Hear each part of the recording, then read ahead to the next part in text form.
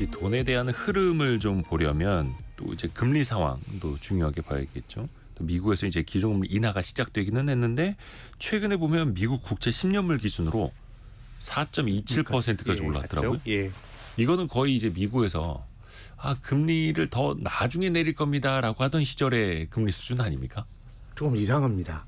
예. 사실 연준이 9월 달에 금리를 낮췄는데 사실 중앙은행도 판단을 잘못할 수가 있죠. 역사적 그런 일이 되게 많고. 근데 통상적인 금리 조정폭인 0.25%포인트를 낮춘 게 아니고 소위 빅컷인 0.5%포인트를 낮췄으면 사실 뭐 낮출 만한 이유가 있지 않았겠습니까? 뭐 경기라든가. 근데 그렇게 한번 낮추고 나서는 이제 다음 주인가요? 다음 주인가요?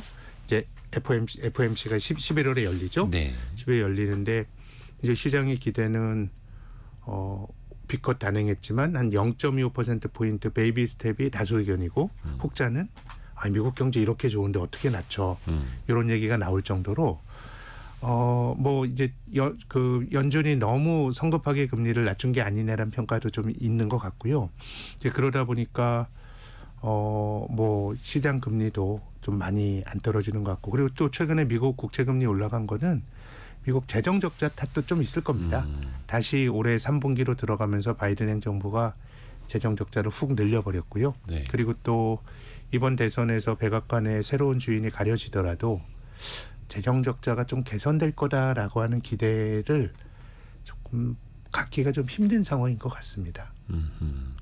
그 중심에 있는 게 또 이제 트럼프 전 대통령의 이번 재임 가능성일 텐데 트럼프가 집권하게 되면은 금리가 더 오를 거야라고 시장이 또 이렇게 예측을 하는 건 또 어떤 이유에서입니까? 근데 트럼프 당선되고 나서는 2016년에 초반에 금리가 올랐고 이제 그 다음에는 이제 금리가 임기 전체적으로 보면은 뭐 그렇게 올라가지는 좀 않았던 것 같고요. 그래서 뭐 여러 가지 감세라든가 이런 어떤 그 경기 부양책이 또 트럼프 자체가 이제 비즈니스 프렌들리한 사람이잖아요. 그러다 보니까 뭔가 좀 이제 경기가 과열이 되지 않을까라는 생각이 있는 것 같은데 저는 뭐 어떻게 보더라도 미국 금리가 올라가는 건 나름 합당한데 조금 관심 있게 봐야 될 거는 달러가 강할까? 사실 금리가 올라가면 그 나라 통화가 강해지는 게 맞고요. 그렇죠. 또 최근에 나타나는 것도 말씀하신 것처럼 국채 10년물이 4.2%까지 가니까 달러가 훅 강해지는데 저는 만약에 해리스가 됐을 때 미국의 재정 수지는 개선되기가 힘들 것 같아요. 왜냐하면 바이든 행정부가 쓰는 것처럼 계속 쓸 거고요. 공약을 보면 그렇잖아요. 근데 그렇게 본다 그러면 증세를 해야 되는데 지금 또 그 표를 받는데 조금 어려움이 있어서라고 생각하는지 세금 더 걷는 거에 대해서는 굉장히 좀 주저하고 있어요. 그러면은 바이든 행정부가 보여주고 있는 지출이 늘어나면서 재정 적자가 늘어나는 게 해리스가 집권해도 저는 비슷한 경로로 가지 않을까. 그래서 대체로 미국의 국가 부채 비율에 대한 IMF라든가 그런 전망이 지금보다 이제 코로나 직후에 늘어났다가 줄어들었다가 한 앞으로 4, 5년 더 늘어나는 경로 그런 예상은 바이든과 비슷하게 쓴다고 할 때 그런 전망이 나오고 해리스 집권했을 때 시나리오고요. 저는 트럼프가 집권해도 비슷할 거라고 보는데 지금 트럼프는 감세를 주장합니다. 근데 이 경제적 공화당이라든가 트럼프와 같은 경제적 보수주의자들은 감세를 주장할 수 있어요. 정부가 돈 걷어서 많이 하는 것보다 그냥 그 세금을 깎아줘서 경제 주체들이 알아서 쓰게 하는 게 더 효율적이라는 주장을 할 수가 있는데 그런 경제적 보수주의의 시각에서 보면 크게 보면은 정부의 역할을 줄이고 민간에게 어떤 재량의 폭을 넓혀주는 건데 역사적으로 보면 공화당이 80년대 이후로 집권하고 감세를 3번 했습니다. 레이건 대통령 때 감세가 가장 컸고요. 그리고 2000년 대선에서 이긴 아들 부시 대통령이 또 감세를 꽤 크게 했고요. 트럼프의 감세는 레이건과 부시 대통령 감세보다 적었지만 트럼프 집권하고 감세해줬어요. 근데 그러고 나서 재정 적자가 더 늘어났어요. 그게 왜 그러냐면 이 트럼프와 혹은 공화당의 철학으로 보면 세금을 깎아주는 대신에 정부의 역할을 줄여야 되는데 레이건 행정부 때 재정 지출이 그전에 카터 대통령 때보다 훨씬 많이 늘어났고요. 또 아들 부시 대통령 때 재정 지출이 직전에 클린턴 행정부보다 더 늘어났고 오바마 2기보다 그리고 트럼프 지출이 1기 때 지출이 더 늘어났어요. 코로나를 빼더라도요. 그래서 저는 미국이 결국은 민주당이 집권하게 되면 지출을 하더라도 세금을 더 걸어야 되는데 지금 해리스의 발언으로 보면 증세를 할 결기가 없어요. 바이든도 말만 무성했죠. 뭐 증세 제대로 못했잖아요. 그래서 공화당이 집권을 하게 되면 감세를 한다고 주장하는데 그럼 지출을 줄여야 되는데 역사적으로 보면 지출을 못 줄였습니다. 그렇게 본다 그러면 저는 그런 모습이 나타날 수도 있다고 봅니다. 미국 정부에게 돈을 빌려주는데 그럼 미국 정부 국채를 사는 건 돈을 빌려주는 거잖아요. 그렇죠. 근데 미국 정부가 계속해서 재정 컨트롤을 못하면서 재정 적자가 날 것 같아. 그럼 돈을 빌려줄 때 더 높은 이자를 받게 되잖아요. 그래서 일반적으로 금리가 올라가는 건 경기가 좋아서 금리가 올라가면 달러 가치가 강해지는데 최근에 금리가 올라가는 거는 저는 경기 요인도 있다고 봐요. 네. 지금 미국의 지표들이 좋지 않습니까? 그러니까 금리가 올라갈 때 달러 가치도 높아지는데 미국이 작년과 올해 굉장히 잠재 성장률을 웃돌 정도로 아주 어떻게 보면 평균을 벗어나는 고성장을 했거든요. 그럼 순환적인 경기 하강 사이클이 올 겁니다. 그러면 민간 경기가 둔화되는 건 또 재정이 안 좋거든요. 그래서 저는 그 앞으로 한 2년 정도 트럼프 누가 이기건 간에 다음 정권의 한 전반기에는 미국 국채 금리가 올라가면서 도리어 달러가 약해지는 현상이 나타날 수도 있다고 봅니다. 참 이게 아이러니하네요. 트럼프는 걷는 것 때문에 감세 때문에 해리스는 지출 때문에 즉 쓰는 것 때문에 네. 어떻게 보면 이제 미국 국채 금리가 올라갈 수밖에 없는 그런 요인이 되는 거고 그러니까 재정 네. 상황이 안 좋아지는 그런 요인이 되는 거고 근데 막상 해리스가 공약하는 증세는 실현되기 어렵고 네. 트럼프가 주장하는 정부 지출 감소도 실현되기 어렵고 원래 자기 철학에 맞게 하는 건데 자기가 하고 싶은 것만 하는 겁니다. 그래서 이제 민주당이 지출을 많이 늘리고 원래 이제 그 민주당은 정부가 개입을 많이 해야 된다는 건데 60년대 존슨 민주당 대통령 때 그레이트 소사이어티 만든다라고 하는 위대한 사회를 만든다고 하는 네. 복지국가 플랜이 있을 때 미국의 최고소득 세율이 90%가 넘어갔어요. 뭐 그런 거에 대해서는 야, 돈 많이 버는 사람을 낙이 없고 이런 활동 자체가 너무 민간의 자율성을 질식시킨다는 비판을 우리가 사후적으로 할 수는 있지만 기본적으로 정부가 돈 많이 쓰고 세금 걷는 거는 그들의 철학에 맞는 거고요. 정부 지출을 감세하는 대신에 정부 지출을 줄이는 것도 그들의 철학에 맞는 건데 이제 입에 쓴 약을 지금 안 쓰는 거니까 그래서 저는 미국의 재정이 뭐 그리스와 같이 뭐 국가부도 위기에 몰릴 가능성은 거의 없죠. 그렇지만 엔달러 환율이 150엔대가 맞는 거야? 원달러가 1,400원이 맞는 거야? 라는 생각을 저는 할 수도 있다라고 생각합니다. 잠깐 그 1,400원에 대한 이야기를 해주셨는데 일단은 1,390원대까지는 왔습니다. 네네. 그래서 일단 당국에서도 여기에선 좀 경계 심리를 갖고 있는 것 같은데 네. 일단 주변의 상황을 보면 네.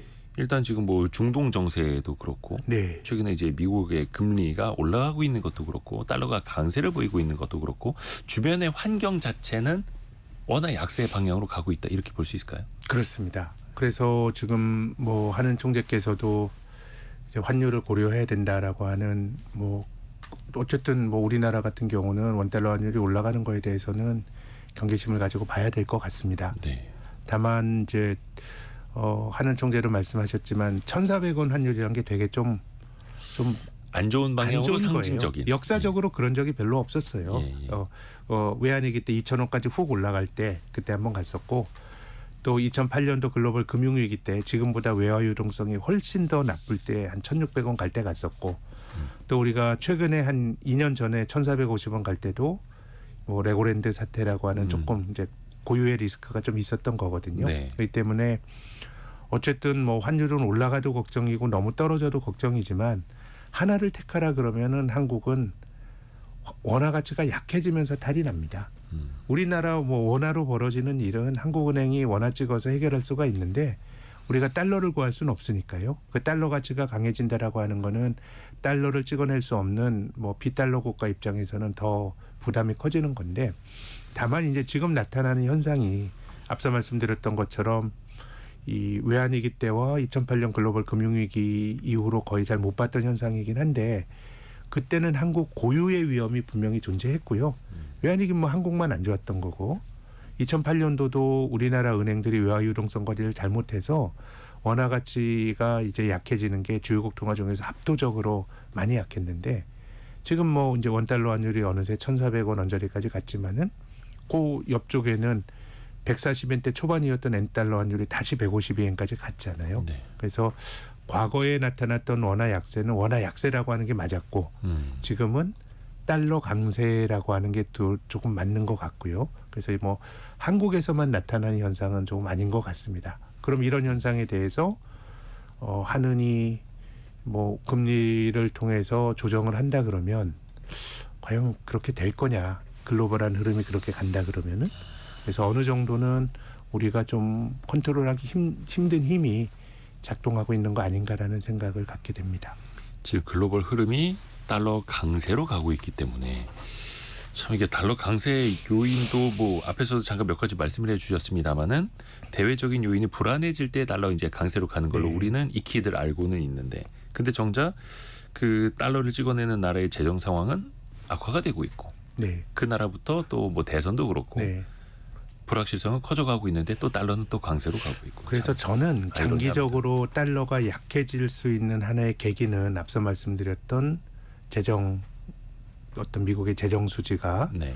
뭔가 강달러를 막는 큰 변화의 시발점이 될 것 같고, 역사적으로 보면 달러가 약했던 시기에는 늘 재정 수지가 문제가 됐었어요. 2000년대 초도 그렇고 또 80년대 후반도 그렇고요. 그리고 달러가 강해질 수 있는 시나리오는 제 생각에는 뭐 생각보다 미국 경제가 좋은 것도 있겠지만 지금 진행자께서 말씀하신 지정학이 정말 고려를 해야 될 것 같아요. 그러니까 뭐 사실 뭐 큰 일이 벌어지면 안 되겠지만은 저는 북한군이 우크라이나에 간 거에 대해서 굉장히 좀 걱정이 많이 됩니다. 이게 사실 국가 간의 다툼이잖아요. 네네네. 우리가 가치 동맹이라고 하더라도 실은 이제 무기만 지원해 줬던 건데, 만약에 뭐 나토가 우크라이나 전쟁에 개입한다 그러면 이게 이제 확전이 되는 거거든요. 네네네. 근데 이제 지금은 당사자 간의 문제가 아니라 어떻게 보면 제3자가 개입했다라고 하는 게 우리 입장에서도 사실 당면한 문제이기도 하지만은 글로벌하게 보더라도 저는 굉장히 좀 우리가 진중하게 받아들여야 될 이슈인 것 같습니다. 일종의 또 국제사회가 같이 고민해 봐야 하는 그런 시그널일 수도 있겠고요. 그럼요. 네. 근데 그게 또 더 확전이 된다 이러면 글로벌 경제 상황에도 악영향을 미칠 수밖에 없겠고, 그러면 또 이제 또 달러 강세. 달러가 강해질 수가 있겠죠. 또 우리 입장에서는 어찌됐든 간에 1,400원 넘어서는 건 일종의 이제 문턱 효과도 있기도 하고 상징적이지 않습니까? 그래서 네, 네. 기획재정부에서도 그렇고 한국은행에서도 약간의 좀 구두 발언, 네. 구두 개입이 좀 나오는 것 같습니다. 지금은 저는 본질적으로 예. 원달러 환율의 그 원화 약세에 대해서 구두로라도 좀 경계심을 심어주는 게 뭐 저는 뭐 맞는 처방이라고 봅니다. 근데 그게 또 이제 실효성이 있을 것이냐? 뭐 다른 차원의 문제죠. 또 다른 차원이죠. 이것도 좀 같이 봐야 되겠는데, 혹시 이제 환율이 기준금리 결정에 또 영향을 미칠 가능성도 있을까요? 또 이청용 총재는 예. 환율을 그 금리 결정 사안에 또 고려하겠다 이렇게도 참 이야기했어요. 이게 좀 어렵네요. 근데 우리나라 경제가 지금 물론 이제 3분기 성장률은 뭐 수출이 좀 문제가 됐습니다만은 그 이제 GDP를 산정하는 기술적인 요인이고, 크게 보면 내수가 굉장히 안 좋은 상황이거든요. 그렇게 본다 그러면은 좀 뭐 중앙은행 이 원화 가치 약해지는 거에 대해서 뭐 아주 관심을 기울이는 건 지극히 저는 좋은 현상이라고 보는데, 참 선택하기가 참 힘드네요. 이게 내수가 안 좋은 걸 생각을 하면 금리를 좀 낮춰주는 게 타당할 것 같은데, 근데 얼마 전까지 그 우리 한은의 고민이 부동산 시장을 자극하지 않을까라는 걱정이 있었잖아요. 네네네. 지금은 원화 가치가 더 약해지지 않을까라는 걱정이 있는데, 근데 제 생각에는 원화 가치가 약해지는 거는 한은의 통화 정책과 본질적으로 좀 무관할 수도 있다고 봅니다. 아까 본 것처럼 글로벌한 현상이고 그런 일이 가시화된다 그러면 우리가 어떻게 금리를 결정을 해도 영향을 받을 수가 있기 때문에 금리를 한 번 낮추는 건 별로 효과가 저는 없습니다. 연속적으로 시그널을 주면서 사람들 행동을 변화시켜야 되니까 그 흐름. 예, 저는 조금 금리를 낮춰서 내수의 부담을 좀 줄여줘야 되는 게 아닌가라는 게 저의 뭐 사적인 견해입니다. 그렇죠. 지금 뭐 절대적으로 내수 상황을 보면은 금리는 인하해야 하는 흐름이고 또 그냥 한번 인하하고 끝나는 게 아니라 그 흐름이라는 게 네. 중요한데 그래야지 이제 경제 주체들도 그 흐름에 맞춰서 행동이 바뀌죠. 그렇죠. 네. 행동을 바꾸게 될 텐데 또 환율이라는 또 변수가 있어가지고 이거는 또 그러면 한국은행 또 기획재정부 입장에서 중앙은행과 정부가 또 어떻게 협조를 해서 이어나가는지도 한번 지켜봐야겠네요. 신영증권의 김학균 리서치 센터장과 함께했습니다. 고맙습니다. 감사합니다. 감사합니다.